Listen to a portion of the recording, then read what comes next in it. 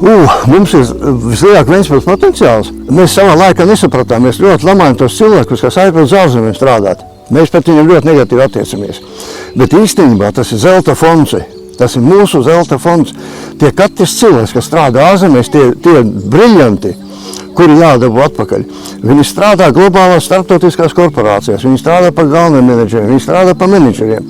Tā ir pilnīgi cita līmenis tam visam darbam un viņu prasme. Norvēģija pieslēg par santehniķi strādātu, ja tev 5 gadi jāiet praksē. 5 gadi, lai par santehniķi strādātu.